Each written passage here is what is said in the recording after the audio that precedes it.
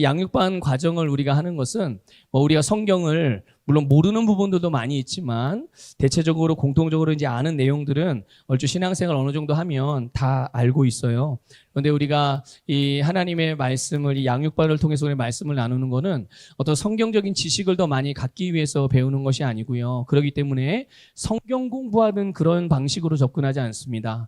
어떻게 하면 하나님의 말씀이 우리의 삶에서 역사하고 정말 우리가 우리의 모든 삶을 하나님의 말씀으로 다스려가서 정말 우리가 주님 안에서 주님께서 우리에게 계획하시고 우리의 인생을 향하여 설계하신 그 모든 우리를 향한 주님의 부르심, 그 주님의 부르심이 온전하게 이루어지는 그런 관점으로 또 그런 방향으로 우리 이 양육반 과정을 진행을 하려고 해요. 그래서 여러분들도 그렇게 마음과 생각을 이렇게 다잡으셔서 내가 지금 성경을 공부한다 이게 아니라 하나님의 말씀이 어떻게 내 삶에서 실제적으로 역사해서 내가 내 삶을 하나님의 말씀으로 잘 다스려갈 수가 있는지 이런 방향으로 여러분의 생각에 초점을 좀 맞출 수 있기를 부탁을 드리고요.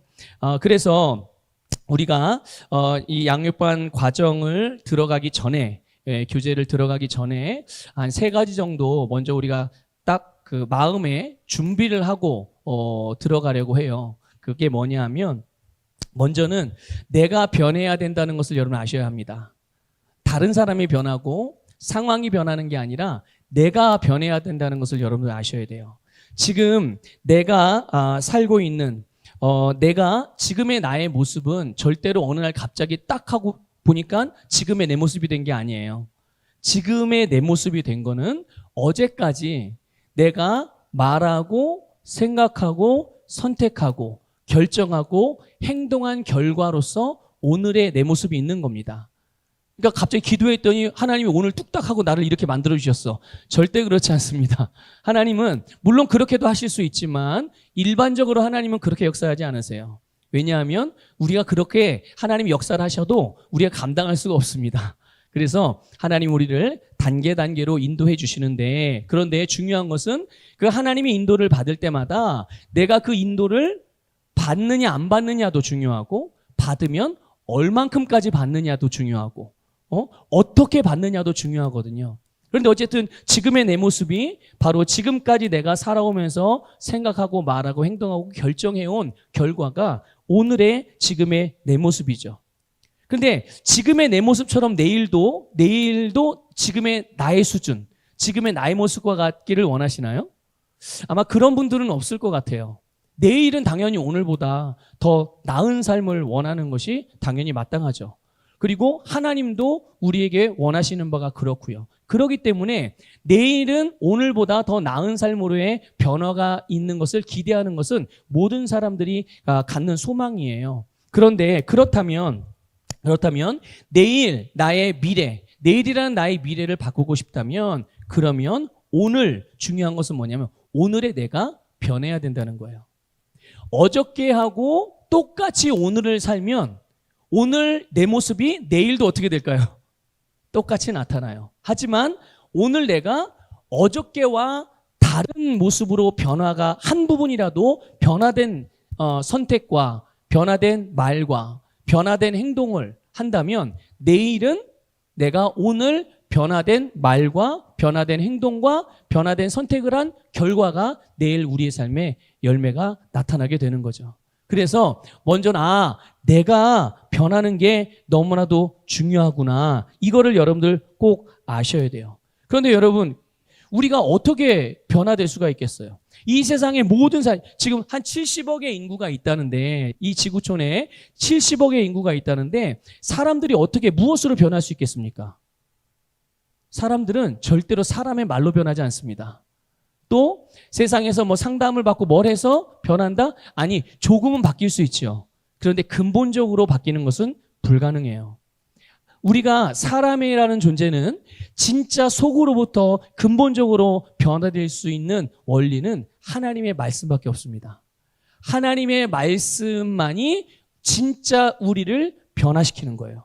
그렇기 때문에 그럼 나는 그래 내가 변해야 되지. 어떻게 변해야 되지? 하나님의 말씀으로 변하는 거예요. 하나님의 말씀으로. 그래서 여러분, 내가 말씀으로 내가 변화되어야 되는 것이 먼저 내가 마음으로 결정해야 되는 부분이구나. 여러분 좀 기억하시길 바라고요. 두 번째는 뭐냐면 내 한계를 누가 정하느냐는 거예요. 여러분은 여러분의 한계를 누가 정합니까? 하나님이 정해주시나요? 아니요. 여러분, 하나님이 내 한계를 정해주시는 게 아니라 내가 보는 것만큼 차지하게 된다는 것을 아셔야 돼요. 이 생각을, 이 사고방식을 빨리 바꾸셔야 됩니다. 이렇게. 그러니까 얼마 전까지만 해도 다 하나님이 다 인생의 한계를 정한 거 아니야? 이렇게 생각할 수 있을지 몰라도 여러분 성경을 가만히 보면 모든 그리스도인들의 삶의 한계는 본인들이 결정합니다. 하나님이 정하는 게 아니에요. 그래서 우리가 제일 성경 속에서 많이 듣는 말씀 중에 하나가 뭐냐? 내 믿음대로 될지어다. 내 믿음대로 될지어다가 바로 나의 한계를 내가 정하는 거예요. 예수님, 주님께서 정해주세요. 주님의 믿음대로 되기를 원합니다. 이렇게 말하는 사람 있나요? 성경에? 아니요. 다 누구의 믿음이에요? 네 믿음대로. 그리고 구약에서도 네가 원하는 대로. 여러분, 그래서 우리는 하나님이 나의 한계를 정하는 것이 아니라 내가 보는 것만. 그럼 하나님이 그러면 나에게 뭔가 보여주셔야 되지 않겠어요? 내가 보는 것만큼 차지하는 것이라면. 그래서 말씀을 주신 거예요. 하나님께서 말씀을 통해서 거듭난 내가, 하나님의 자녀인 내가 얼마만큼 능력을 행하며 살 수 있는지, 얼마만큼 누릴 수 있는지, 하나님이 나에게 기업과 유업이 무엇인지, 하나님이 나를 어떤 존재가 되게 하셨는지, 이거를 내가 보고 그거를 믿는 만큼 내가 어떻게 되는 거예요? 차지하게 되는 거예요. 그렇다면 여러분, 내 인생의 한계는 누가 정하는 거예요? 내가 정하는 겁니다. 주님께서 보여주신 것을 보는 만큼 내가 내 인생의 한계를 결정할 수 있는 거예요. 하나님이 나를 향하여 가지고 계신 계획만큼이 여러분이 볼 수 있는 분량이 되시기를 축복합니다. 그래서 이것을 꼭 기억하셔야 해요. 우리 양육반 시작이 내 인생의 모든 한계는 내가 정하는 거구나. 네. 세 번째 우리가 좀 반드시 기억하고 시작해야 되는 부분이 뭐냐면 하나님은 영이라는 것이에요. 하나님은 영이시다는 거죠. 그렇기 때문에 하나님은 영이기 때문에 영에 반응하십니다. 하나님이 영적인 존재이기 때문에 우리의 영에 반응하세요.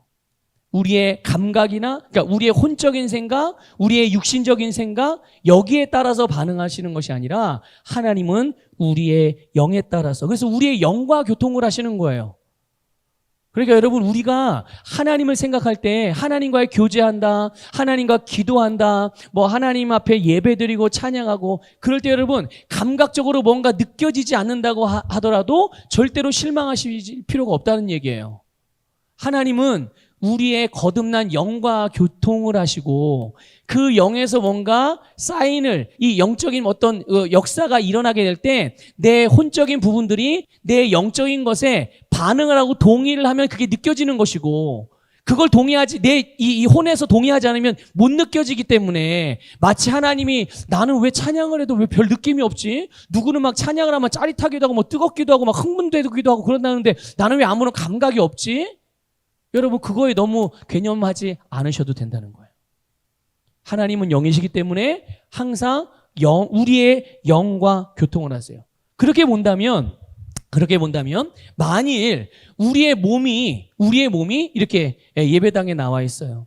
하나님의 말씀을 배우기도 하고 또 주님께 기도하기도 하고 하나님께 찬양하기도 하고 말씀을 듣기도 하고, 그런데 내 심령에, 내 영이 하나님을 갈망하는 마음이 없어. 그냥 몸만 와 있는 거죠. 그러면 하나님의 기름 부음과 하나님의 은혜가 그 사람들에게는 얼마나 임할 수 있을까요? 그 사람은 그 하나님의 은혜와 하나님의 영적인 충만한 성령의 역사하신 가운데 얼마나 영향을 받아서 그 은혜를 누릴 수 있겠어요? 반면에 어떤 사람은 그 심령에 몸만 교회를 예배당을 나오는 것이 아니라 하나님께 나아갈 때마다 그 심령에만 하나님을 향한 사모함과 열망과 오늘은 주님이 어떤 말씀을 하실까? 오늘 주님 앞에 내가 어떤 찬양으로 하나님께 영광을 돌리고 어떤 기도를 통하여 주님으로부터 공급을 받고 내가 주님께 그렇게 하나님을 예배할 수 있을까? 오늘 내가 하나님을 예배할 때 하나님이 나를 얼마나 기뻐하실까? 막 심령에서 이런 갈망하는 마음을 가지고 하나님을 예배한다고 생각해 보세요. A라는 사람과 지금 말한 B라는 사람, 두 사람이 똑같이 하나님을 예배드릴 때 하나님은 똑같이 은혜를 부어주시죠. 차별하시는 분이 아니세요. 하지만 중요한 건 뭐냐면 본인이 영으로서 기능하고 하나님이 영적인 존재라는 걸 알아서 본인이 영적으로 하나님께 나아가게 된다면 그 사람은 하나님의 그 은혜를 더 충만하게 누릴 수 있을 거예요. 하지만 그게 아니라 그냥 몸이 피곤해서 아니면 오다가 그냥 막 옆에 끼어드는 차들 때문에 기분이 나빠서 아니 오늘은 날이 너무 더워가지고 막 몸과 이 마음이 지쳐가지고 이래서 어쩔 수 없이 예배 시간이나 나왔다.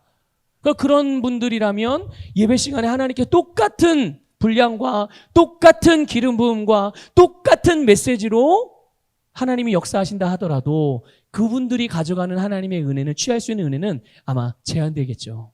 그래서 하나님은 영이시고 그렇기 때문에 내 심령에서 그 주님을 향한 열망함을 내 영이 거듭난 영이 얼마나 바른 태도로 열망함을 가지고 나아가느냐에 따라서 그들이 가져가며 취하며 누릴 수 있는 분량이 달라진다는 거예요. 그래서 이 세 가지를 여러분들이 기억하시면서 양육반을 시작하시게 되면 양육반 과정을 진행하다 보면 아무래도 더 효과적으로 여러분들의 영적인 진보가 일어나게 될 줄 믿습니다. 자, 그럼 여러분 가지고 계신 교재 5쪽을 좀 펴보세요. 교재 5쪽을 좀 펴시고요. 자, 1과인데요. 1과 제목을 우리 다 같이 큰 소리로 읽어보겠습니다. 시작. 진리가 너희를 자유케 하리라. 아멘. 자, 이제 양육반 1과는 진리가 너희를 자유케 하리라는 주제로 우리가 말씀을 나눌 거예요. 여러분, 사람들은요, 각자가 이 세상에서 경험한 그 경험, 본인이 이 땅에서 경험한 경험, 또 이 세상을 통해서 배우게 된 어떤 지식이라든지 여러 가지 사고방식이라든지 이런 것들의 근거에서 생각하고 어떤 판단을 내리거든요. 사람들은 누구나 다 그렇습니다. 그래서 사람들은 어떤 자기의 판단과 결정에 대해서 나름대로의 다 확신을 가지고 결정과 선택을 해요. 만약에 그것이 자기가 내리는 선택과 결정이 확신이 없다면 주저주저하고만이지 절대로 결정을 못 할 거예요. 하여튼 떠밀려서라도 뭔가를 선택을 하고 본인은 그게 맞다고 생각하기 때문에 결정을 하는 겁니다. 자, 그런데 만약에 그런 어떤 선택과 결정의 기준이 잘못된 것이라면 어떡하죠? 잘못된 것이라면 나는 그게 맞다고 생각해서 그렇게 결정하고 선택을 했는데 이게 만약에 바른 것이 아니고 진리가 아니라면 그러면 그 사람이 볼 때는 또 이런저런 관점으로 볼 때 세상적인 관점으로 볼 때는 다 옳게 보인다고 하더라도 결국 그 사람의 인생에서 맺혀지는 열매는 어떤 열매일까요? 그거는 바로 본인이 기준을 삼았던 그것에 근거한 열매가 나타나게 될 거예요. 그러니까 그 기준이 잘못되면 당연히 내 삶에서 거두게 되는 열매도 잘못된 열매를 거두게 되겠죠. 그러나 반대로 나의 모든 사고방식이 진리 위에서 세워진 사고방식이라면 그런 진리를 근거로 하여 진리를 기준으로 하여서 모든 삶의 결정과 선택을 한다면 그 사람은 진리가 그의 삶에서 열매로 나타나게 될 거예요. 그래서 오늘 우리가 너희가 진리를 자유케 하리라는 이 주제로 우리가 양육반 말씀을 나누면서 여러분 진리가 여러분의 인생의 기준이 될 수 있게 하기를 주님의 이름으로 권면을 드립니다. 여러분 5쪽에 보면 우리 기본 요절 암송이 있어요. 그 박스 안에 있는 우리 자유함 요한복음 8장 31절 32절 말씀인데요. 그 박스 안에 있는 말씀을 같이 읽어볼게요. 시작. 너희가 내 말에 거하면 참으로 내 제자가 되고 진리를 알지니 진리가 너희를 자유롭게 하리라. 아멘. 자, 그 아래에 서론 보면 요한복음 8장 31절 32절 말씀이 있어요. 이 말씀 우리 다시 한번 읽을 건데 지금 여러분이 가지고 계신 양육반 교재에 나와 있는 성경 본문은 대부분이 그 한글 킹제임스 성경 번역본의 번역을 사용하고 있어요. 그러니까 요거는 내가 알던 말씀하고 조금 표현이 다른데 라고 생각되어지는 부분들이 있다면 이게 우리가 개역 개정 성경이 아니라 한글 킹제임스 번역본의 성구를 삽입해 놓은 것이라고 여러분 그렇게 생각하시고 낯설음이 없으시길 바랍니다. 자, 같이 요한복음 8장 31절 32절 읽겠습니다. 시작. 그때 예수께서 자기를 믿은 그 유대인들에게 말씀하시기를 너희가 내 말에 거하면 참으로 나의 제자가 되고 진리를 알게 될지 그 진리가 너희를 자유롭게 하리라고 하시더라. 아멘. 자, 여기 보면 진리라는 말이 나와요. 여러분 진리는 이제 무엇인지 아시죠? 지금 저희 여기에는 오늘 함께 이 양육반 과정에 계신 분들은 다 뭐 초신자들이 아니시기 때문에 진리가 하나님의 말씀이라는 것을 다들 아실 겁니다. 그래요, 여러분. 진리는 하나님의 말씀이에요. 근데 놀라운 것은 이 진리인 하나님의 말씀이 우리를 자유롭게 한다는 겁니다. 근데 오늘 모인 우리뿐만이 아니라 모든 사람을 자유롭게 한다는 거예요. 진리인 하나님의 말씀은 모든 사람을 자유롭게 합니다. 그런데 근데 말씀이 있고 또 말씀이 선포되고 있고 말씀이 가르쳐지고 있는데 그런데 사실 자유롭게 된 사람보다는 자유롭게 되지 않은 사람이 지금도 훨씬 많죠, 세상에는. 예. 세상에는 자유롭게 된 사람보다 자유롭게 되지 않은 사람이 더 많고요. 그리스도인들 가운데도 진리는 분명히 우리를 자유롭게 한다고 그러는데 실제로 그 자유를 본인이 자유하게 됐다는 사실을 아는 사람도 많지 않고 그리스도인들 중에 그리고 그 자유를 실제로 누리는 사람은 더더욱 많지 않아요. 자, 그러면 그 이유들도 우리가 좀 이렇게 미루어 우리가 깨달을 수 있는데요.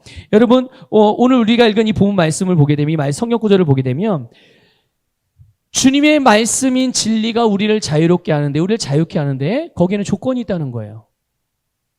하나님의 말씀은 모든 사람을 자유롭게 해요. 그런데 그 사람들이 어떻게 하면 너희가 내 말에 거하면 내 말에 거하면 너희가 자유롭게 된다. 그런데 이 거한다는 말에 뜻이 있어요. 거한다는 거주한다는 의미거든요. 여러분, 거주하는 것은 잠깐 어디 여행 갔다가 잠깐 와서 한 며칠 있다 또 떠나고 아니 또 필요하면 또 와서 잠깐 쉬다가 또 떠나고 이런 거를 말하는 겁니까? 아니에요. 계속 머물러 있는 거를 말하는 거예요. 거기가 나의 주소지인 거죠. 주소지. 나의 거주지. 내 주민등록 등본상 나와 있는 주소지. 그러면서 동시에 내가 실제로 살고 있는 주거지. 그게 거한다는 의미가 가지고 있는 그런 뜻이에요. 그러니까 너희가 내 말에 거하면 이라는 말, 주님의 말씀에 거한다는 말이 어떤 의미냐면요. 말씀이 내 일부가 되는 거예요. 말씀이 그리스도인들의 삶의 일부가 되어져서 생각도 말씀대로 생각하고 말도 말씀으로 말하고 또 행동도 말씀과 같은 행동을 하는 상태를 말하는 거예요. 이게 말씀 안에 거하는 거예요. 근데 어떤 그리스도인들은 그렇거든요. 아니 목사님, 저는 말씀도 많이 알고 주일 때마다 수요일 아니 새벽 아니 심야 예배 하여튼 셀 예배 저는 빠지지 않고 말씀을 듣는데 저는 항상 이렇게 좀 답답해요. 그런 분들이 가끔 있어요. 그럼 이제 좀 점검을 해보죠. 그런데 많은 성도들이 이 말씀 안에 거하는 게 잘 안 되는 거예요.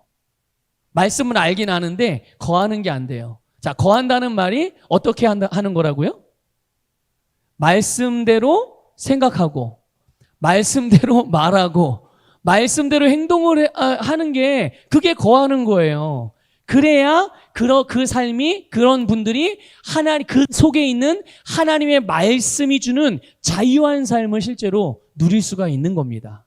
근데 이게 안 되는 거예요. 교회에 올 때는 은혜를 받는 것 같지만 실제로 내 삶으로 돌아가면 답답하게 그지없고 어제와 똑같은 오늘을 살고 내일도 오늘도 같이 힘들까 봐 또 염려하고 그런 게 자꾸만 이 다람쥐 쳇바퀴 돌듯이 그렇게 되는 거예요. 그런데 여러분 오늘 우리가 이 말씀을 통해서 보게 되면 진리는 분명히 우리를 자유케 하는데 바로 그 진리가 우리 안에 거할 때 그 말씀의 능력으로 말미암아 내가 실제로 자유케 되는구나. 그럼 여러분 자유하다는 말이 뭐예요? 자유하다는 말 뜻이 뭡니까? 마귀의 속박으로부터 우리가 해방되고, 가난으로부터 자유케 되고, 질병의 문제로부터 자유케 되고, 모든 억압과 모든 압박과 부담감으로부터 자유케 되고, 이것도 다 자유케 되는 일이에요. 죄로부터 자유케 되는 일. 진리는 우리를 이렇게 자유롭게 합니다. 그런데 이런 의미의 자유뿐만 아니라 진리신 하나님의 말씀은 나의 육신적이고 이 3차원적인 모든 한계를 돌파하여 그걸 뛰어넘어서 우리로 능력의 삶을 살아가게 하는 그런 것이 바로 말씀이 주는 자유함이에요.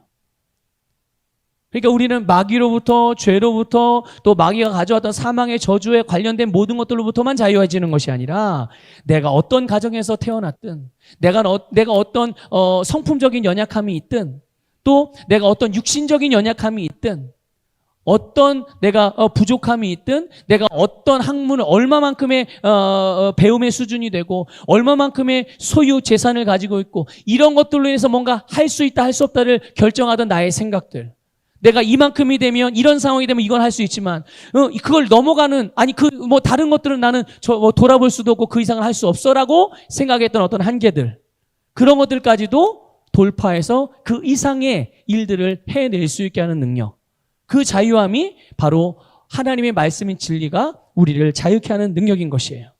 자, 우리 그 아래에 내용을 우리 좀 긴 내용이지만 같이 읽어보도록 하겠습니다. 시작. 하나님의 말씀은 진리이며 삶의 어느 분야든 말씀 위에 세운다면 성공할 수밖에 없습니다. 인간을 만드신 하나님께서 우리가 살아가면서 필요한 말씀들을 모두 성경에 주셨기 때문입니다. 그러나 우리는 우리 안에 자신이 인지하지 못하는 많은 경험과 이론들로 만들어진 잘못된 사상들을 가지고 있습니다. 그것들은 하나님의 말씀인 진리를 받아들이는 데 장애가 될 뿐 아니라 자유롭고 능력 있는 그리스도인을 살지 못하게 하는 원인이 되기도 합니다.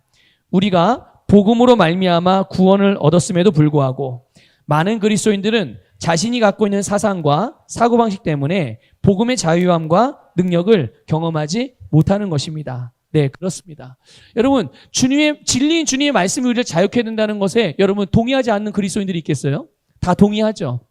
그런데 동의하고 믿고 알고 있지만 실제로 그것을 누리는 사람들은 많지 않은데 그 이유 중에 하나가 뭐냐면 또 그렇게 살기를 원하는데 그렇게 잘 안 되는 사람들이 있는데 그 원인이 뭐냐면 바로 잘못된 사상들이나 사고방식을 가지고 있기 때문에 이것들의 변화가 일어나지 않아서 그래서 말씀이 주는 자유와 아름다운 유익을 누리지 못한다는 것을 지금 가르쳐 주고 있는 거예요. 그래서 우리가 진리인 하나님의 말씀을 정말 하나님의 의도하신 대로 우리에게 말씀을 줄 때는 하나님의 의도가 있잖아요. 의도하신 분이 분명히 있거든요. 이 의도를 모르거나 오해를 하게 되면 하나님께서 분명히 나를 축복하시기 위해서 나를 진보하고 발전하게 하시기 위해서 그래서 주신 메시지를 내가 오해하거나 그 의도를 잘 모르게 받아들이게 되면 내 안에서 그 말씀의 능력을 경험할 수가 없게 되는 거예요.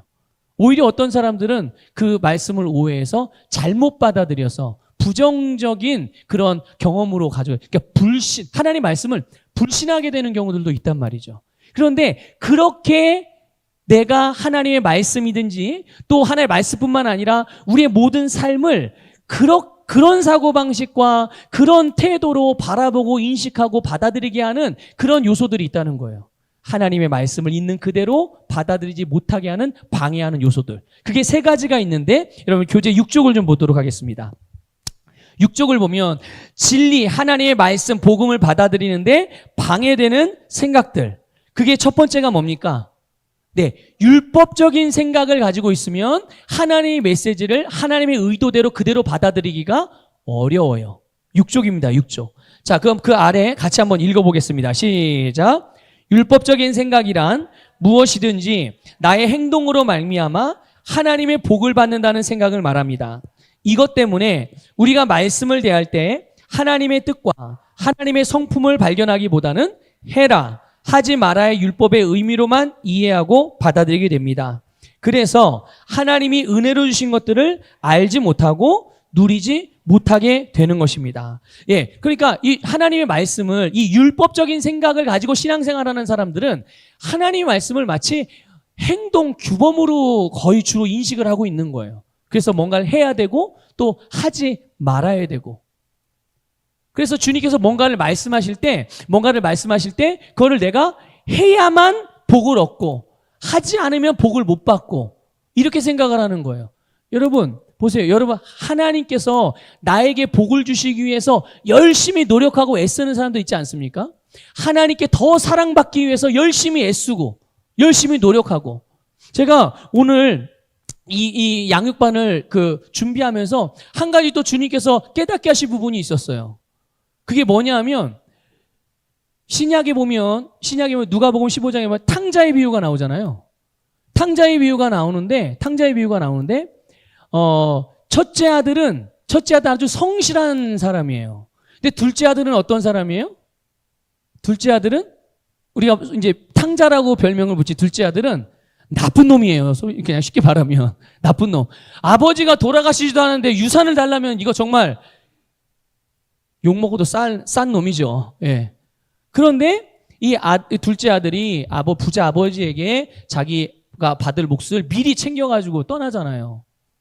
근데 다 탕진하고 돌아왔어요. 돌아왔을 때 아버지가 그 집 나간 자식을 행여나 돌아올까 매일같이 나가서 그냥 두리번거리고 기다리고 있었는데 마침 둘째 아들이 돌아왔는데 아무런 조건도 보지 않고 그냥 다 받아들여줬어요. 심지어 돌아온 아들을 위해서 송아지를 잡고 아니 집안에 동네 잔치를 했단 말이죠. 그런데 그거를 바라보는 첫째 아들이 어땠습니까? 첫째 아들이 어땠죠? 시샘을 했어요. 못마땅하게 여겼어요. 아니 아버지는 내가 아버지의 말씀을 안 들은 적이 없고 또 아버지를 위해서 얼마나 열심히 살아왔는데 그런 나를 위해서는 한 번도 이런 잔치를 벌려주지도 않고 송아지 한 마리 잡아주지 않더니 세상에 저렇게 나쁜 짓 하고 온 놈을 위해서는 이렇게 동네 잔치를 벌여주고 어떻게 아버지 이럴 수가 있어요? 자 보세요. 근데 아버지가 이 큰아들에게 뭐라고 말합니까? 야, 이게 다 네 건데 네가 누리지 못하고 그리고 얘는 죽었다가 살아난 아들 아니냐. 죽었다 살아난 네 형제 아니냐. 이렇게 말씀을 했단 말이죠. 자, 첫째 아들이 가졌던 사고방식이 이 율법적인 사고방식인 거예요. 나는 아버지의 것을 얻기 위해서 더 얻기 위해서 열심히 노력하고 또 열심히 노력하고. 근데 아버지는 어떻게 생각하고 있어요? 이게 다 누구 거예요? 큰아들 거예요. 아버지의 재산은 이미 다 큰아들 몫인 거예요. 그러니까 큰아들은 그게 자기 거라는 걸 인식하고 그걸 알고서 본인이 그것을 가져다가 사용하고 마음껏 원하는 데 누리기만 하면 되는 거거든요. 아니 그런데 이미 자기 거가 됐는데 그걸 더 얻으려고 막 계속 애쓰고 살았으니 얼마나 부대끼는 삶을 살았겠어요. 그렇죠? 그거를 말하는 거예요. 이 율법적인 사고방식은 이미 하나님이 주셨는데 더 얻기 위해서, 더 복받기 위해서, 더 사랑받기 위해서, 하나님께 더 인정받기 위해서. 여러분, 우리가 그렇게 노력해서 하나님이 인정해 주시는 게 아니에요. 우리가 열심히 애쓴다고 하나님이 더 사랑해 주시는 게 아니라니까요. 이미 하나님의 사랑은 우리에게 다 부어졌고 이미 하나님의 축복은 우리가 예수를 믿고 거듭날 때 우리의 영 안에 하나님의 모든 복을 다 주셨고 하나님의 나라에 있는 하늘의 유업과 우리의 기업을 하나님이 한데 남겨놓고 주신 게 아니에요. 모든 것을 주셨음을 믿으시기를 바랍니다. 그런데 이것을 내가 열심히 노력하고 열심히 기도하고 뭔가를 열심히 헌신을 해야 하나님이 더 복을 줄 것 같다는 이런 사고방식으로 신앙생활하는 패턴들이 바로 율법적인 사고방식을 가지고 신앙생활하는 모습들이라는 거예요. 그러면 이제 당신은 아래의 말씀들을 어떻게 이해해 왔습니까? 여러분 마태복음 11장 28절부터 30절인데요. 같이 읽어보도록 하겠습니다. 시작. 수고하고 무거운 짐진 자들아 다 내게로 오라. 그리하면 내가 너희에게 쉼을 주리라. 나는 마음이 온유하고 겸손하니 내 멍에를 매도 나에게서 배우라. 그리하면 너희가 너희 혼의 쉼을 얻으리라. 이는 내 멍에는 쉽고 내 짐은 가볍기 때문이라고 하시더라. 아멘. 자, 이 예수님께서 하신 말씀이에요. 자, 이 말씀의 중요한 메시지가 뭘까요? 가장 중요한 메시지. 여러분은 이 말씀을 들으면서 어떤 생각이 먼저 떠오릅니까? 여러분 어떤 관점으로, 여러분 어떻게 이 말씀을 이해해요? 대부분은 안식을 얻기 위해서 주님께 가야 되겠구나. 주님께 오라고 그랬으니까, 안식을 얻으려면 주님께 가야 되니까 오라. 이 말씀에 초점을 대부분은 맞춰요. 그러니까 가야 되는 거예요. 가야 쉼을 얻게 되는 거죠. 그런데 여러분 이 말씀을 하신 예수님의 의도, 예수님의 성품에 집중을 해보세요. 주님이 우리에게 원하시는 것은 무엇을 원하시는 거예요? 우리가 안식하는 걸 원하시는 거예요. 너 고군분투하지 않아도 돼. 네가 애써서 얻을 수 있다고 생각하는 것 너는 애써도 못 얻어. 그래서 내가 대신 얻게 해준 거야. 너는 내 안에서 그냥 쉬면서 안식하면서 받아서 누리기만 하면 돼. 이것이 이 말씀에 담긴 예수님의 의도예요. 세상의 모든 짐, 자신의 인생의 모든 문제, 가정의 문제, 자녀의 문제, 미래의 문제, 각종 다양한 여러 가지 모든 문제들 네가 어깨에다 메고 갈 필요 없어. 그거 다 내게 쏟아놓고 너는 그냥 안식하고 누리고 그냥 나를 따라만 오면 너는 자유롭게 살 수 있어. 이게 이 메시지에 담긴 주님의 의도고 바로 주님의 마음이며 그것이 바로 주님의 성품인 것이죠. 그래서 그 안식 가운데로 우리를 초대하는 거예요. 그러니까 오라. 그러니까 가야 된다고만 생각하면 또 기도하라는 소리네. 또 성경 보라는 소리네. 열심히 봉사하라는 소리네. 이런 식으로 반응하지 않는다고요. 주님이 나에게 이 진짜 안식으로 나를 초대하는 거구나. 주님이 우리를 그렇게 초대하니 오라는 말씀이 부담이 아닌 거예요. 즐겁고 설레고 기대감을 가지고 주님 앞에 나아가는 거죠. 네. 자, 보세요. 또 요한복음 4장 24절을 읽어보겠습니다. 요한복음 4장 24절 같이 읽게요. 시작. 하나님은 영이시니 그분께 경배드리는 자들은 영과 진리로 경배드려야만 하리라고 하시니라. 아멘. 영과 진리로. 하나님을 예배하는 자는 영과 진리로 예배할지니라. 이 말씀이에요. 그럼 여러분은 이 말씀을 보면서 어떻게 이해하십니까? 어떻게 이해하세요? 율법적인 생각을 가진 성도들은 어떻게 이해하냐면 이렇게 이해합니다. 영과 진리로 예배를 드려야 되는구나. 그래서 예배는 어떻게 드려요? 거룩하게 드려야 되는구나. 진심으로 드려야 되는구나. 물론 틀린 말은 아니죠. 그래서 목에다 힘주고 하여튼 격식을 차려서 그러니까 목사님들도 막 목에다 힘줘가지고 목소리를 할렐루야 이렇게 목소리 바꾼다고 거룩해져요? 이미 우리는 거룩한 존재인데 태도를 그냥 뭔가 종교적인 어떤 의식적인 예식을 행해야 그게 우리에게 거룩해집니까? 우리가? 아니요. 그게 아니에요. 그럼 영과 진리로 예배할지니라 영과 진리로 하나님을 예배해야만 되리라 이 말씀이 주는 원래 의미가 뭐냐고요. 그거는 예수님이요 이 땅에 오시기 전까지는 여러분 영이신 하나님과 진정으로 교통할 수 있는 사람은 아무도 없었어요. 이해가 되십니까? 예수님이 이 땅에 오시기 전까지는 영적으로 하나님을 예배를 드릴 수가 없었어요. 그래서 다 어떻게 예배 드렸습니까? 율법적으로 계명을 따라서. 그래서 매년마다 또 매 안식일마다 짐승을 잡아서 짐승의 피를 가지고 그래서 예식이 있었던 거예요. 절차가 있었던 거고 종교적인 의식이 있었던 거죠. 그런데 예수님이 오시고 나서 이제 예수님이 십자가에서 속량의 사역을 완성하신 다음에는 어떤 일이 벌어집니까? 이제 우리의 행동만 바뀌는 게 아니라 우리의 생명 자체가 옛사람은 죽고 하나님의 생명으로 완전히 새로운 피조물을 거듭나는 역사가 일어나게 되는 거예요. 그래서 그 거듭난 영으로 너희들이 예배를 드리게 될 거야. 이거를 말씀해 주시는 거예요. 그러니까 영과 진리라는 말은 바로 이 영은 성령을 의미하기도 하지만 우리의 거듭난 영을 의미하기도 하는 거예요. 거듭난 영을 통해 영으로 또 진리가 뭐예요? 진리가 하나님의 말씀이에요. 우리의 영이 거듭난 영이 성령의 인도하심을 따르고 하나님의 말씀을 따라서 하나님을 예배하는 때가 올 것이고 하나님은 이제 그렇게 예배하는 자들을 찾으실 거야. 너희들도 그렇게 예배하게 될 거야. 그러면 이게 무슨 말이냐면요. 이걸 조금 더 깊이 생각해 보면 하나님과 우리가 실제적으로 영적으로 교통하는 날이 오는구나. 교통할 수 있게 되는구나. 주님과 하나님과 정말 살아있는 교제가 일어나는구나. 그거를 말씀해 주시는 거예요. 그거를. 그러니까 뭐 영과 진리로 예배할지나 그랬으니까 막 거룩하게 예배드려야 되니까 막 모든 시설물에 이런 것도 거룩해 보이는 종교적인 형상들을 만들고 뭐 건물도 막 그렇게 멋지게 짓고 막 여기 뭐 악기 같은 거나 이런 것들 아주 조명도 아주 분위기가 근사하게 만들고 여기에 집중하는 거예요. 물론 이런 것들이 우리가 하나님을 예배하는 것을 도와주긴 하지만 그건 본질이 아니거든요. 본질은 뭐냐면 거듭난 영으로서 우리가 말씀을 따라 하나님을 예배하는 거. 근데 율법적인 사고방식을 가지고 있는 사람들은 그렇게 이 말씀을 그렇게 받아들이지 않고 막 열심으로 집중해서 예배해야지. 여기에 이제 신경을 더 많이 쓰는 거죠.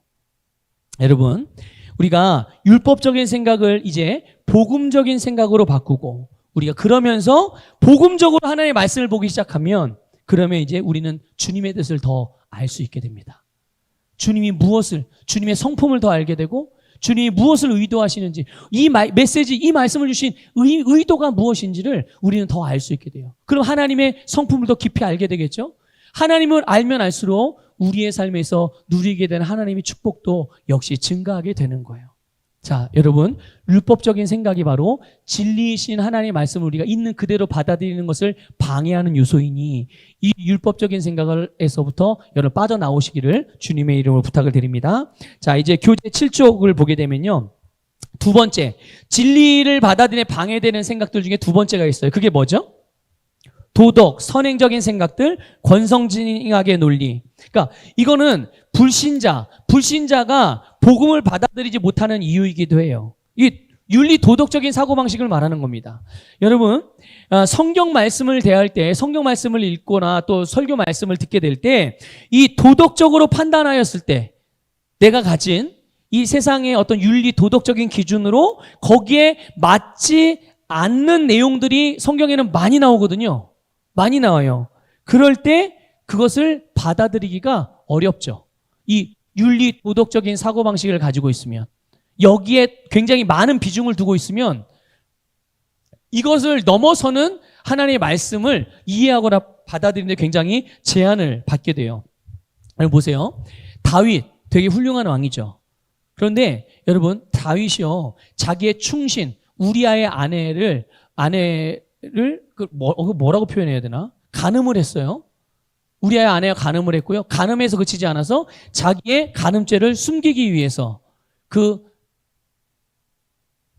우리아를 충신이었는데 전장에 나가서 죽입니다. 의도적으로. 살인 교사를 한 거죠. 살인 교사죄. 그리고 음란죄, 간음죄. 자, 그런데 그런 다윗을 하나님이 뭐라고 말씀하셨느냐면 내 마음에 합한 자라고 그랬어요. 이해가 되세요? 이해가 되십니까? 아니 다윗이니까 그럴 수 있는 거 아니에요? 그럼요. 사울왕은요. 사울왕은 평소에 나름대로 하나님을 잘 섬겼습니다. 사울왕은. 그런데 딱 2번 정도 하나님 앞에 범죄한 일이 있어요. 하나님의 말씀을 따라 이 다윗처럼.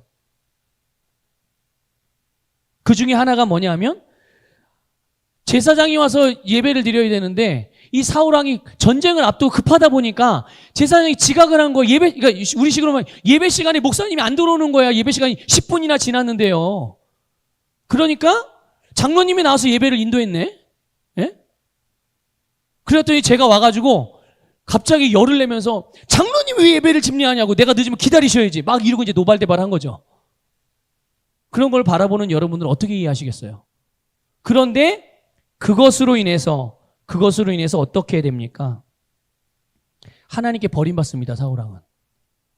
아니 간음을 저지르고 살인을 저지른 사람 또 한쪽에서는 아니 그냥 제사장이 실수한 거잖아요. 그래서 빨리 지금 전쟁을 앞두고 있어서 왕이니까 왕으로서 예배 한번 그냥 드릴 수도 있는 거지. 그게 그렇게 세상에 하나님께 버림받을 만큼 이 간음하고 사람을 죽이고 그런 것보다 더 큰 죄란 말인가? 윤리 도덕적인 기준을 가지고 생각하면 그런 거예요. 받아들일 수가 없는 이야기죠. 받아들일 수가 없는. 자, 그런데 이런 이야기들은 성경에 많이 나오거든요. 그때 이럴 때 여러분, 우리는 나의 도덕적이고 윤리적인 기준보다 더 의로우신 하나님을 신뢰하셔야 됩니다. 내가 아무리 높은 도덕적인 기준을 가지고 있다고 하더라도 내가 하나님보다 더 의로울 수는 없어요. 하나님보다 더 높은 도덕적인 윤리적인 기준을 가질 수 없단 말이죠. 그것을 여러분 인정할 수 있어야 돼요. 그래서 그런 하나님을 신뢰하면서 주님의 말씀을 일단 잘 이해가 안 되고 받아들이지 않지만 그래도 말씀이므로 내가 그것을 받아들이겠습니다 하고 받는 거예요. 그러면 하나님께서 하신 일들이 결국은 그런 말씀들이 이해가 되는 날이 옵니다. 무슨 말인지 이해가 되세요? 내가 나의 윤리 도덕적인 기준 때문에 잘 받아들여지지 않는, 납득이 되지 않는 말씀이라 할지라도 그렇지만 그 일에는 반드시 하나님의 의도하심이 있고 내가 알지 못한 나보다 더 높으신 하나님의 뜻이 있다는 것을 믿고 하나님의 말씀을 신뢰할 그 말씀을 일단 아멘하고 받아들이게 되면 후일에 내 안에 계신 성령님께서 그 말씀에 대하여 알게 하셔서 이게 이런 말씀이 이런 하나님의 의도가 있었구나라는 것들을 알 수 있게 된다는 것이죠. 이런 부분들이 우리 안에 정말 자유롭게 이렇게 일어나야 되는 부분들이에요. 자, 마가복음 11장 12절부터 14절을 같이 읽어보겠습니다. 시작.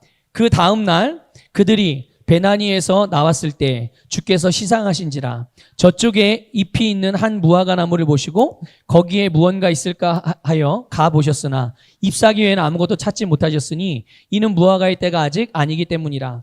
예수께서 대답하여 무화과 나무에게 말씀하시기를 이후로는 영원히 내게서 아무 열매를 먹지 못하리라고 하시니 제자들이 그 말을 듣더라. 아멘. 자, 이 말씀 보세요. 무화과나무 입장을 보게 되면 무화과나무는 가만히 있었어요. 그냥 자기 할 일대로 지금 하고 있었던 거예요.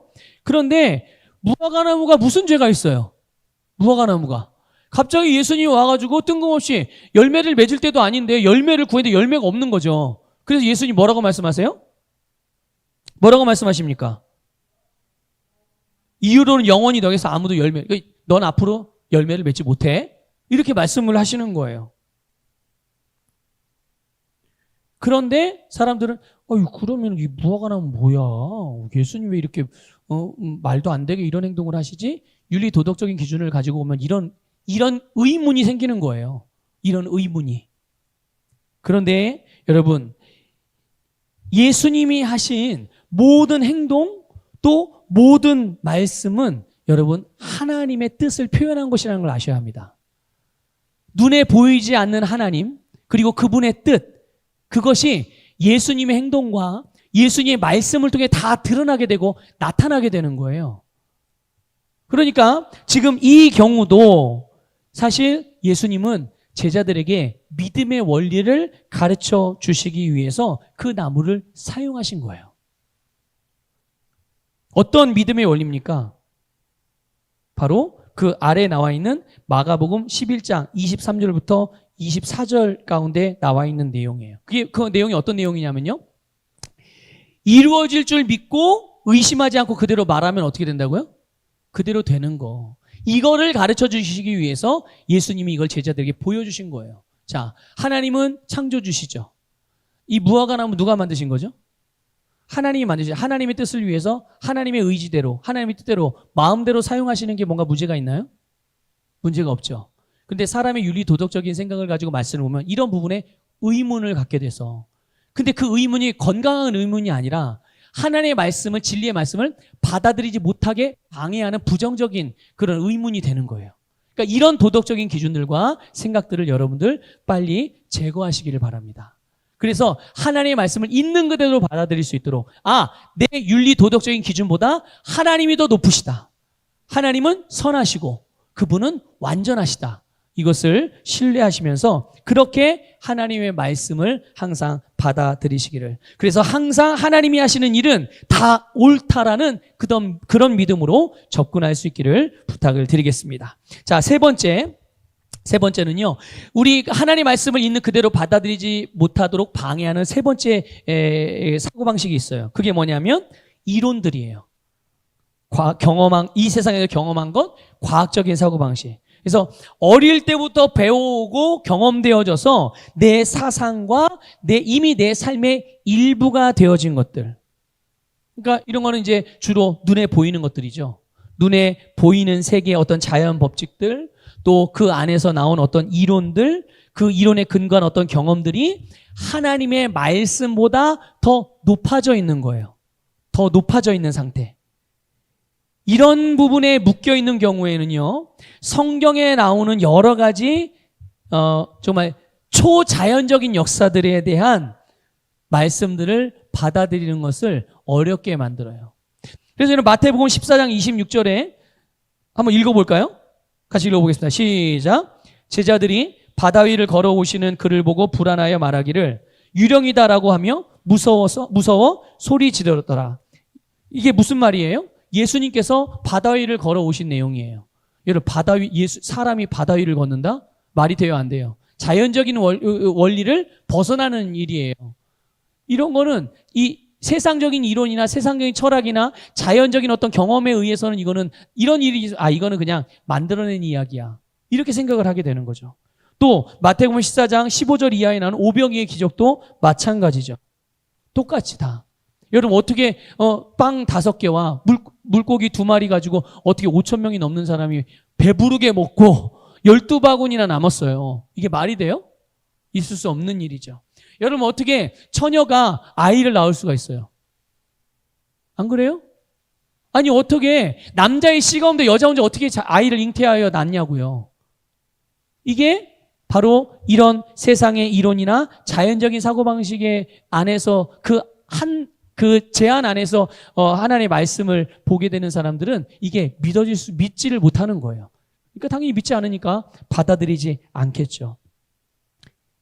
그래서 결국은 하나님의 말씀을 있는 그대로 받아들이지 못하기 때문에 정말 말씀이 주는 그 자유함을 누리지 못하는 일들이 발생하니 지금 말씀드렸던 이 3가지 하나님의 진리신 하나님의 말씀을 내가 있는 그대로 받아들이는 것들을 방해하는 율법적인 사고방식들이나 윤리 도덕적인 기준들이나 또 세상의 이론이나 세상에 내가 지금까지 살면서 세상으로부터 배워왔던 것을 가지고 경험해왔던 경험들이 하나님의 말씀보다 높아지지 않도록 모든 하나님의 말씀의 권위를 나의 모든 삶의 기준에 최상위 권위에 두어서 내가 막상 지금 당장은 이해가 잘 안 되고 받아들이기 어려운 부분이 있을 거예요. 당연히 있겠죠. 그 부분을 인정하면서 그럼에도 불구하고 그러나 나는 하나님이 나보다 더 높으신 분임을 알기에 하나님의 말씀이 진리라는 것을 믿기에 나는 그 말씀을 믿음으로 일단 먼저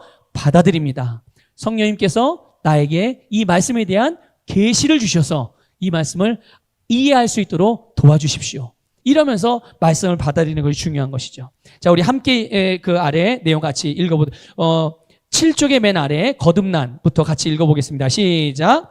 거듭난 성도들은 이제 새로운 피조물이 되었고 새로운 하나님의 왕국에서 새로운 법과 진리를 따라 사는 하나님의 자녀들입니다. 하나님의 말씀인 진리가 우리 안에 지속적으로 거하고 그 말씀들이 우리의 어떤 생각이나 이론들보다 높아져 우리의 생각과 삶을 지배하게 할 때 우리는 진리로 자유케 되며 능력 있고 자유로운 그리스도인이 됩니다. 아멘. 그렇습니다. 하나님의 말씀을 최상위 권위에 두시기를 부탁을 드립니다. 페이지를 넘겨서요.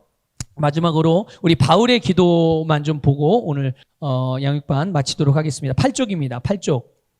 이 바울의 기도는 모든 그리스도인들이 평생을 살아가면서 할 수 있는 그런 아주 좋은 기도의 모범입니다. 그래서 새로운 피조물로서 거듭난 그리스도인들이 하는 그 기도죠. 우리 한번 에베소 1장 17절부터 19절 우리 같이 읽어보도록 하겠습니다. 시작.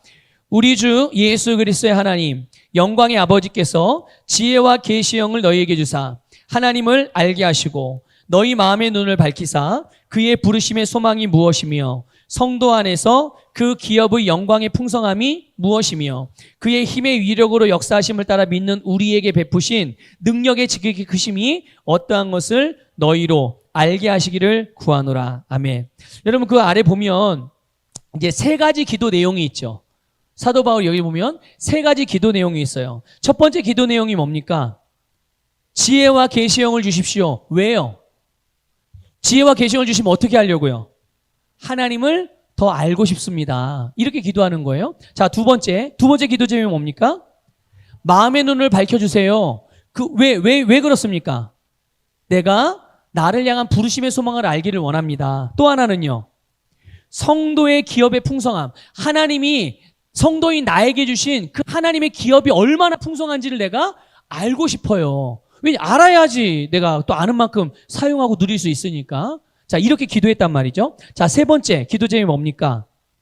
믿음의 능력이 얼마나 위대한지를 알게 해주세요 라고 기도하는 거예요. 이유는 믿음으로 모든 받은 것들을 다 누리고 싶습니다. 이런 거예요.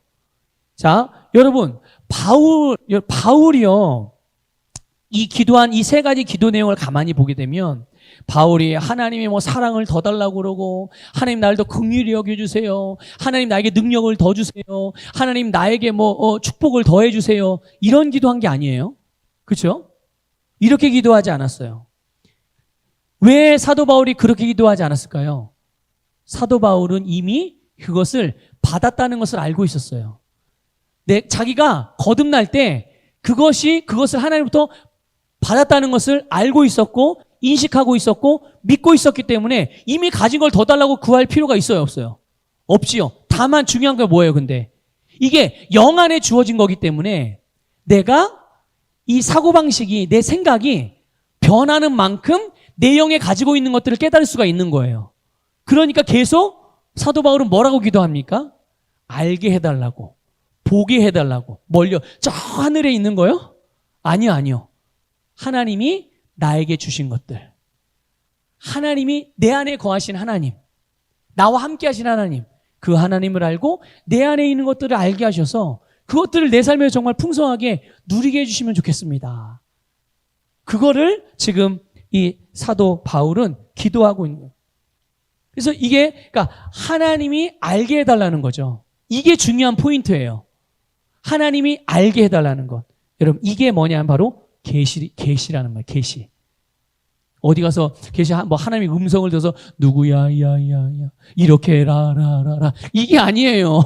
물론 그렇게도 하나님이 역사하실 수 있으시죠. 이제 나중에 우리가 배우겠지만 하나님께서 우리 성령의 우리를 인도하실 때 음성으로 인도하시는 경우도 있어요, 실제로. 네, 그때니까 또 배우도록 하겠습니다. 그런데 일반적으로 우리 애를 가장 정확하게 우리 애를 인도하시는 방법은 바로 하나님의 말씀이거든요. 근데 하나님의 말씀인데 말씀을 알아들어야죠. 중요한 거는. 아무리 하나님 말씀하는데도 내가 못 알아들으면 아무 소용이 없잖아요. 그러니까 알아듣게 해달라고 기도하는 거예요. 그게 뭐냐, 바로 계시예요. 알게 해주세요. 알게 해주세요. 계시해주세요. 자, 그럼 계시란 우리 같이 한번 읽어보겠습니다. 시작. 계시란 감추인 것이 드러나다라는 뜻으로 우리가 지식으로만 알고 있던 말씀이 우리 영에 믿음으로 역사하게 되는 것을 일컫는 말입니다. 계시는 말씀을 입술로 고백할 때, 말씀을 들을 때 성령의 역사로 말미암아 우리의 영에 나타나게 됩니다. 아멘. 그렇습니다. 그래서 여러분, 계시는 우리가 이미 알고 있는 말씀이지만 그 말씀이 우리의 삶에서 아직 안 이루어지고 있는 일들이 있어요. 많이 있죠. 많이 있어요. 그런데 그 계시가 일어나면 그 말씀이 주는 메시지를 들을 수 있게 되는 거예요. 아, 이런 의미구나. 우리가 이제 이런 거를 이제 깨닫는다라고 그렇게 표현을 하잖아요. 그러니까 우리 혼적으로 아는 거와는 다른 거예요. 영적으로 깨닫게 되어져서 이제는 이렇게 영적으로 계시가 되어 깨달아진 거는 이제 이게 완전히 뭐가 되는 거예요? 내 거가 되는 거예요. 내 거가. 그래서 내가 자유롭게 사용해서 자유로운 원하는 대로 결과를 얻게 되는 거죠. 그러니까 이런 계시가 나에게 매일매일 일어나야 되겠어요? 가끔 1년에 한두 번씩 일어나야 되겠어요? 당연하죠. 매일매일 일어나요. 그래서 매일매일 이 사도 바울의 계시 기도를 하는 거예요. 우리 그래서 자꾸만 이 사도 바울의 계시 기도를 하라고 여러분들에게 권면을 드리는 겁니다. 주님, 지혜와 계시의 영으로 나에게 충만하게 하셔서 하나님을 알게 해주시고 내 눈이 열려져서 하나님이 나에게 주신 기업의 풍성함, 하나님이 나에게 주신 믿음의 그 강력한 능력, 내가 이것들을 알고 사용하고 누릴 수 있기를 원합니다. 이 기도가 우리의 매일의 기도가 되는 거죠. 그래서 원래 내 안에 가지고 있는, 이미 신앙생활하면서 수많은 말씀을 들어서 내 안에 가지고 있는 말씀들이 있잖아요. 근데 그걸 내가 알지 못해서 사용하지 못하는 게 얼마나 많은데, 이렇게 계시되어지면 이제 그것들을 내가, 계시되어진 말씀들은 이제는 진짜 꺼내서 사용해서 그 계시된 말씀으로 내가 삶을 다스려 갈 수 있게 되는 거예요. 그러니까 똑같이 치유에 대한 말씀을 알고 치유에 대한 말씀을 믿는다고 하지만 A라는 사람의 계시가 더 확장되어져 있다면 A라는 사람은 똑같은 질병의 치유에 대한 말씀을 들어도 B라는 사람보다는 A라는 사람이 치유의 은혜를 더 풍성하게 경험하고 살아가게 되는 거예요. 그럼 B라는 사람 믿음이 없어서 그래요? 아니요. 믿음이 없는 게 아니라 계시가 일어나지 않아서 그런 거예요. 그 속에 말씀에 대한 계시가 일어나지 않아서 그 말씀을 믿음으로 확 끌어당길 수가 없기 때문에, 그러니까 믿음을 발휘를 못하는 거죠. 그런데 믿음으로 말씀을 받은 말씀을 정말 사모함으로 계시를 구하며 인도함을 구할 때 그것이 내 안에서 계시가 되어지면 이제는 그걸 내가 자유롭게 누릴 수가 있게 되는 줄 믿습니다. 자, 우리 그 마지막 부분을 우리 함께 그 동그라미 점 있죠? 그 두 번째 점에 보게 되면 우리의 변화와라고 시작되는 부분이 있죠. 우리 같이 읽어보겠습니다. 시작. 우리의 변화와 발전은 하나님의 말씀과 성령의 역사를 통해서만 가능합니다. 하나님의 말씀은 우리의 방향과 의지를 결정하게 하며 성령님의 역사를 통해 우리는 능력을 공급받게 되어 발전해 갑니다. 아멘. 그렇습니다. 여러분들 이제 오늘 진리가 너희를 자유케 하리라는 말씀을 우리가 함께 나눴어요. 근데 진리는 분명히 우리를 자유케 하는 능력입니다. 진리신 하나님의 말씀에 가지고 있는 능력이에요. 그런데 그 능력을 우리는 10분 다 누려야 될 줄 믿습니다. 그런데 이거를 제한하고 있는 이런 여러 가지 몇 가지 사고방식들, 여러분 이것들을 제거하고 여기로부터 빠져나와서 여러분들이 하나님이 말씀을 주시는 메시지의 의도를 그대로를 받아들여서 주님께서 여러분에게 원하시고 기대하시는 말씀의 아래는 풍성한 누림이 있기를 주님의 이름으로 축복합니다. 자, 그러면 우리 말씀 고백기도 함께 할 건데요. 그 아래 보면 믿음의 고백이 있어요. 믿음의 고백을 함께 하도록 하겠습니다. 거기 같이 읽어볼까요? 그 믿음의 고백 아래 같이 읽겠습니다. 시작. 말씀을 들을 때 동의하여도 실전에서 즉각적인 반응은 사상이 나온다. 그러므로 진리신 하나님 말씀을 반복해서 고백함으로 하나님 말씀이 우리의 사상이 되게 하자. 예. 그래서 우리가 이 고백 기도를 하는 것은 바로 이런 이유입니다. 내가 기존에 가지고 있던, 그러니까 내가 뭔가를 어떤 상황을 만났을 때 의식하지 않고 의도하지 않았지만 자연스럽게 나오는 반응이 있잖아요. 이 반응은 주로 세상으로부터 가져왔던 반응인 경우가 많아요. 근데 이런 반응들이 이제는 말씀으로 교정이 되어져서 육신적이거나 세상적으로 반응하지 않고 어떠한 상황과 환경이나 어떠한 일을 만나도 항상 반응이 영적인 반응이 될 수 있도록. 그게 영적인 반응이 뭡니까? 말씀적인 반응이잖아요. 근데 결국 내가 가지고 있는 사고방식이 그대로 나오는 거거든요. 그래서 내가 가지고 있던 일반적이고 육신적이고 세상적인 사고방식을 하나님 이 말씀 고백 기도를 통해서 이 사고방식을 바꾸는 거예요. 하나님의 말씀으로. 그러면 자연스럽게 어느 순간부터는 내가 어떤 일을 만나면 내가 의도하지 않고 막 의지적으로 뭔가를 막 애쓰지 않아도 자연스럽게 말씀적인 반응이 나타나게 될 겁니다. 이것을 위해서 우리가 말씀 고백 기도를 하는 거예요. 자, 우리 여러분 가지고 계신 교재 9쪽 보겠습니다. 9쪽. 자, 9쪽부터 10쪽까지 우리 같이 고백하겠습니다. 자, 복음 안에 주신 자유함과 능력을 선포하십시오. 그 아래 부분부터 같이 믿음으로 큰 소리로 고백하겠습니다. 시작. 나는 그리스도 안에서 새로운 피조물입니다. 나는 영생하는 삶, 즉 하나님과 같은 생명을 가지고 살아갑니다. 나는 하나님의 자녀이며 자녀로서의 권세를 가지고 있습니다. 나는 성경을 통해 자녀로서 합당한 삶을 알고 그러한 삶이 나의 것임을 예수 이름으로 선포하고 취함으로 내 삶은 점점 풍성해집니다. 나는 자유케 하는 온전한 법을 들여다보고 말씀과 믿음을 따라 생각하고 말하며 행동함으로 예비하신 축복을 누립니다. 영생은 나의 것입니다. 의인은 나의 것입니다. 사죄함은 나의 것입니다. 해방은 나의 것입니다. 치유와 건강은 나의 것입니다. 화평, 하나님과 하나됨은 나의 것입니다. 형통은 나의 것입니다. 자, 2번 같이 고백하겠습니다. 나는 하나님의 말씀을 율법적인 생각으로 받지 않고 하나님의 은혜로 받기를 원합니다. 내 안에 율법적인 사고와 판단하는 습관을 예수님의 이름으로 거절합니다. 나는 도덕적인 기준으로 하나님의 말씀을 보지 않습니다. 나는 복음의 눈으로 모든 성경을 보고 이해합니다. 나는 나의 경험과 세상 이론과 지식으로 성경을 해석하지 않습니다. 이런 것들이 하나님의 말씀의 권위보다 위에 있는 것을 나는 거절합니다. 우리 3번 고백합니다. 바울의 기도가 당신의 기도가 되게 하십시오. 시작. 하나님 아버지, 제게 지혜와 계시의 영을 주셔서 하나님을 점점 더 알게 하옵소서. 내 마음의 눈을 밝혀주셔서 부르심의 소망이 무엇이며 성도에게 주신 기업의 영광의 풍성함이 무엇인지 알게 하옵소서. 하나님께서 우리 믿는 사람에게 강한 힘으로 활동하시는 믿음의 능력이 얼마나 큰지를 알게 하심을 감사합니다. 아멘.